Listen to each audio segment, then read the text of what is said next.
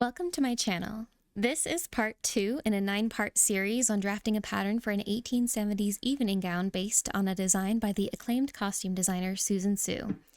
In this tutorial, I will teach you how to draft the bodice using the 3D pen avatar and 3D pen garment tools. Let's get started. All right, I went ahead and opened my file from part 1, and I went File, Save As, Project, and renamed it something else so that I have another copy of the same file in case anything goes terribly wrong, which is just good computer practice. And you can't see my skirt because at the end of the last tutorial, we deactivated it and we hid it in the 3D window, but you can see the skirt down here. For this tutorial, I'm actually going to go ahead and all the way down here, if you're looking at my cursor in the bottom corner, I'm going to switch the view so that it's all in 3D because that's pretty much all we're going to be working in for the first part of this tutorial. So down here, you can see there's like a little book symbol, then a 3D symbol, then a 2D symbol. I'm going to go ahead and click the 3D symbol, and that will just focus on the 3D window, which makes it easier for me to see what I'm doing. Okay, so we're going to go to the 3D pen avatar tool. It's over here in the 3D toolbar. It's not this first set of garments with pens. It's actually the second down here. And if you hover over it, it says 3D pen avatar. There's no hotkey, so we're just going to click it. And then once this tool is selected, you can see that a little black dot follows our cursor around when we are hovering over the avatar. It's allowing us now to draw lines on the avatar just like we would with draping tape on a form in the real life. So if we hold Shift, it gives us a center line on our avatar that we can use to put down the center front. So I'm just going to go ahead and click around the base of the neck. And then just, a little bit below where I want the bodice to end, I'm just going to double click, and that's going to end that line.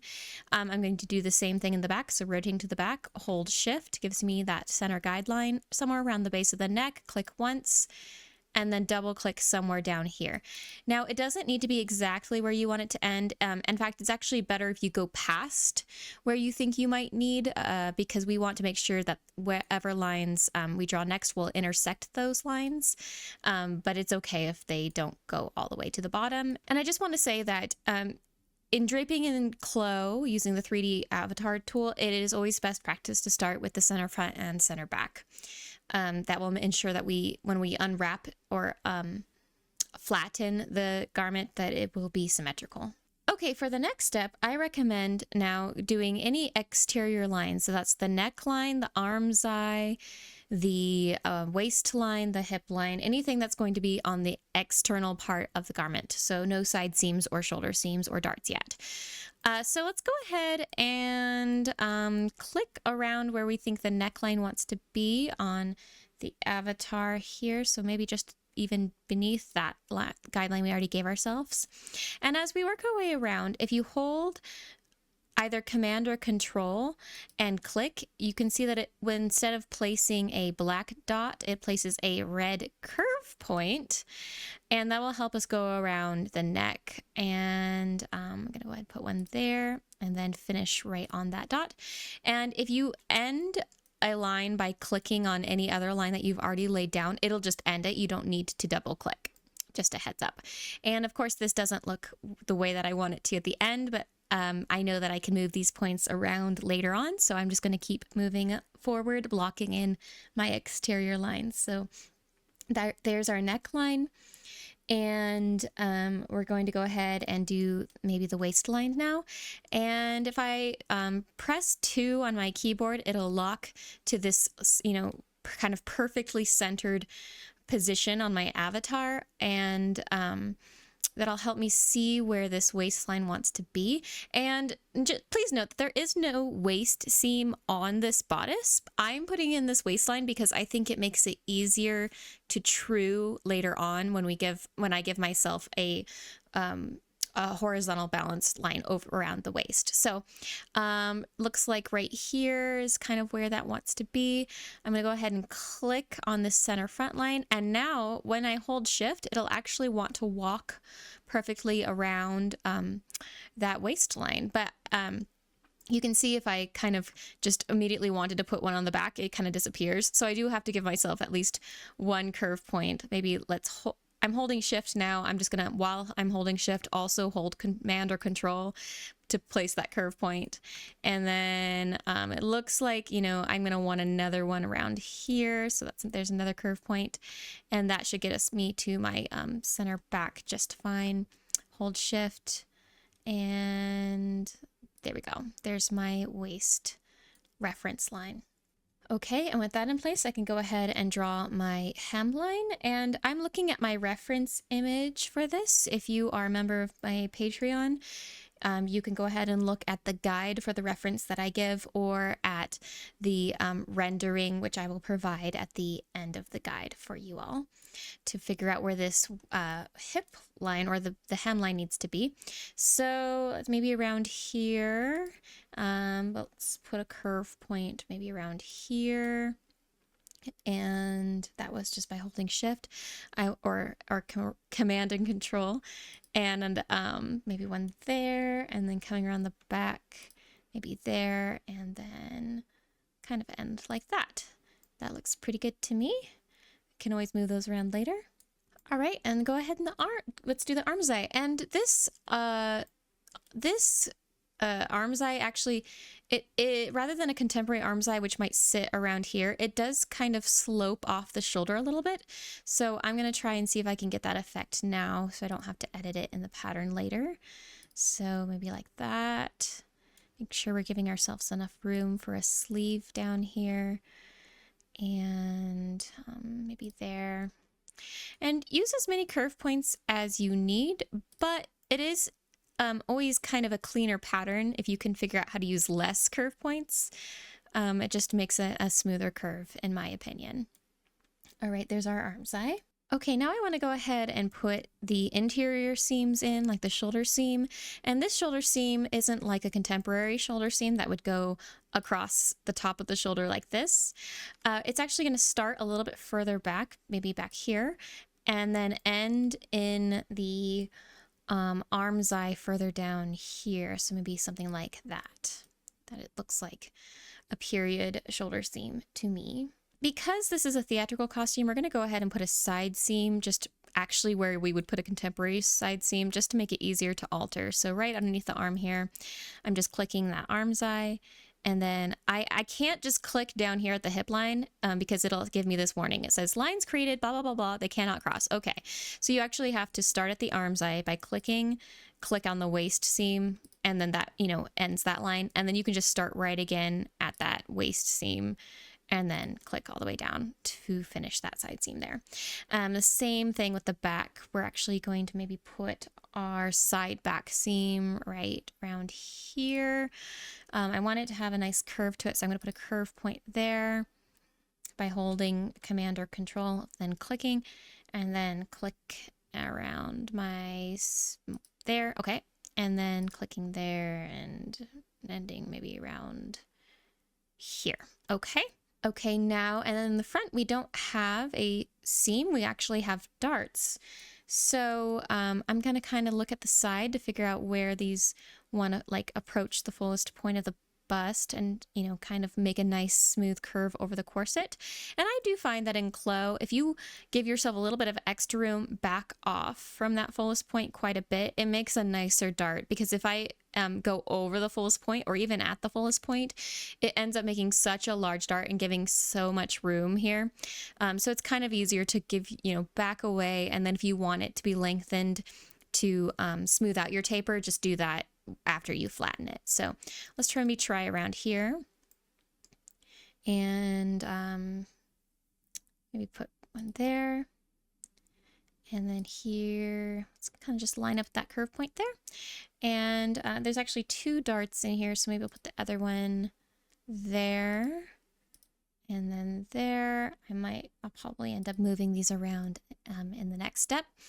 But once you have all of these lines accounted for, you're ready to start moving things around and fine-tuning their placement. And we're going to do that with the Edit 3D Pen avatar tool, which is actually right above that tool over here in the 2D toolbar. In the 3D toolbar, Edit 3D Pen.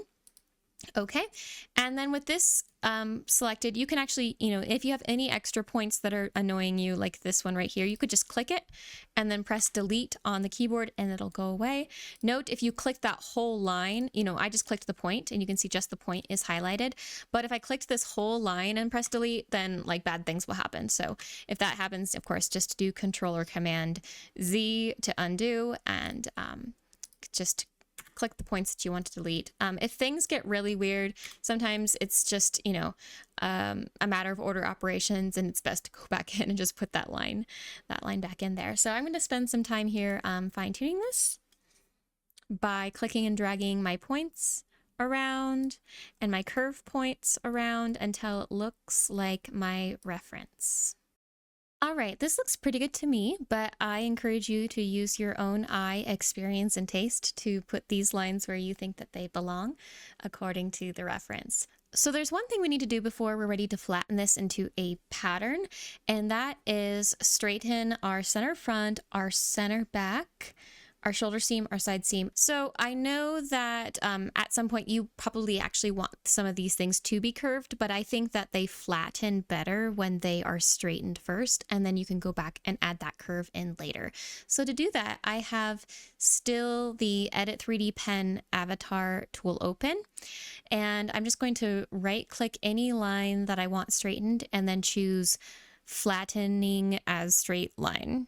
And then you'll notice that it turns more a thicker line weight than the lines that aren't flattened. So I'm just going to go ahead and hold Shift and click all of the lines that I want flattened. So yes, so the center back, the shoulder seam, the side seam, and the center front seam, right click and then flattening as straight line. Just going to double check to make sure that those are bolded. And then once they are, we're ready to flatten. At this point, I'm going to open up my two windows again by taking my cursor all the way down to the bottom right corner and then choosing the one that looks like a book to split my window into 3D and 2D. And then in the 3D toolbar, if you click and hold down on 3D Pen avatar, you have the option to flatten, and that is what we want. So go ahead and let go of your click on flatten.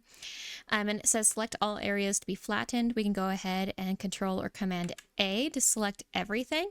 And if all of your patterns aren't turning yellow at this point, showing that they're being selected, then you probably have a hole somewhere, and you need to go back to Edit Pattern and figure out where your lines are not crossing perfectly or perfectly intersecting to make sure that you have complete shapes. But if it looks like mine and they're all selected, then go ahead and press Enter on the keyboard and they will populate in the 2D window. Once they're in the 2D window, we want to go ahead and duplicate them. So we have the other side. So just click and go to the Transform Pattern tool, or the A hotkey, which is right here in the 2D toolbar. Click and drag to select all of the patterns that you just unwrapped. Don't use Control or Command A or you'll select all of the skirts too. And then Control or Command D to duplicate with symmetric editing and sewing, and then click anywhere in the 2D window. There you go. I'm going to go ahead and arrange these so that they are in an order that makes sense to me. So here's my center fronts, here's my side fronts, and then I don't even know what all these pieces are doing, so I'm not going to worry about it because in a couple steps we'll get that all figured out.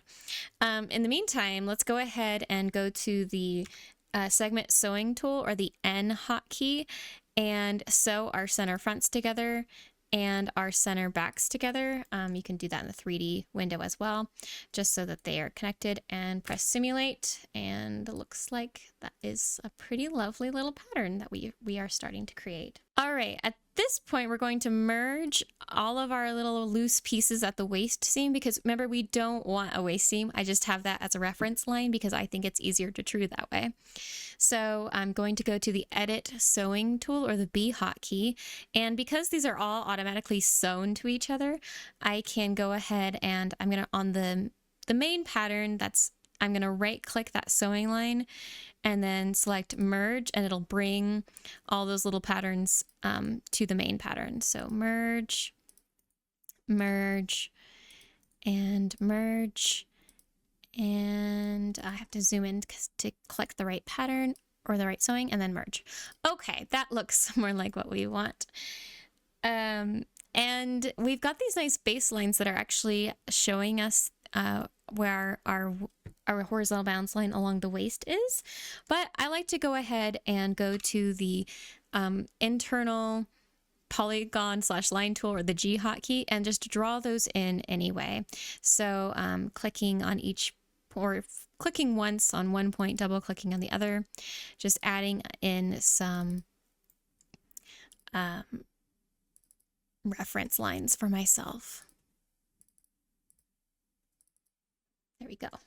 I just want to point out that when we unwrapped these patterns, it put center front and center back in a actually very good grain, because it used the center front and center back line as a reference point.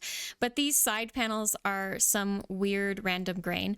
To fix that, we're going to adjust all the grains in one of the later parts of the series. But if it's really annoying you, you can go ahead and rotate it until you feel like it looks like on grain, and then go to the edit texture tool, or the T hotkey, right click that piece, and then align grain y-axis, and then it'll put it right on grain. Please know that you do have to do this to both sides, even if they are symmetric pattern with sewing.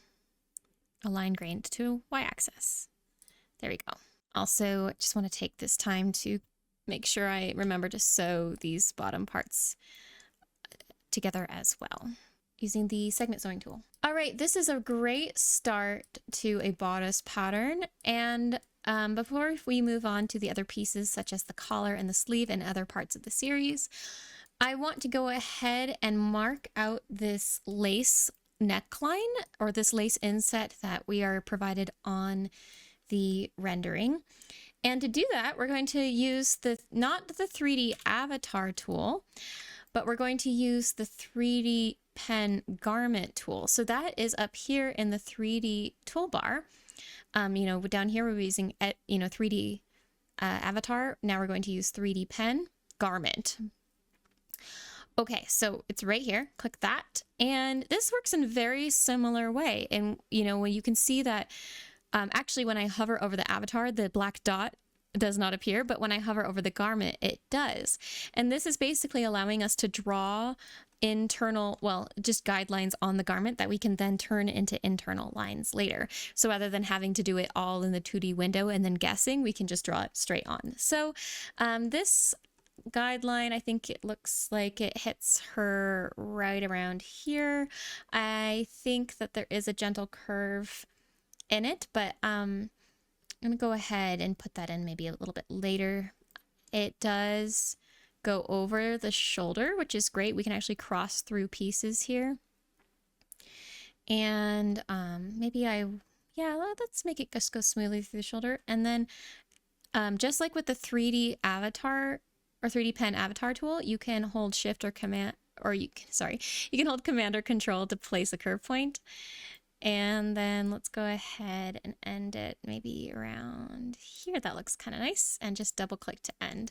So now we have this guideline here. You can see it showed up in the 2D window. It's just a guideline though. It's not a baseline or an internal line. And just like with the 3D pen avatar tool, you have an edit 3D pen garment tool. So right here in the 3D toolbar. And when you click that, you can do the same sorts of things. You can right click this line and say add curve point, and then click and drag that to move it around. You can move all of your other points. Might add another curve point back here so it's a little bit smoother. It's very pretty.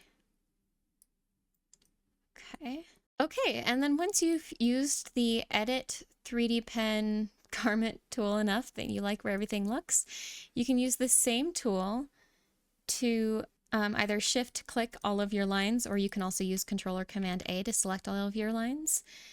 And then right click, trace as internal shape. And what that does is it'll put it as an internal line on your pattern, but then because you traced it, you can actually, it keeps it here. You can still edit it if you decide you don't like it later. It doesn't like rewrite that guideline with your internal shape. And beyond that, it looks like we're ready to move on to the other pieces in the bodice, and which means this concludes this part of our tutorial series. Thank you for joining, and I look forward to seeing you in the next part in the series.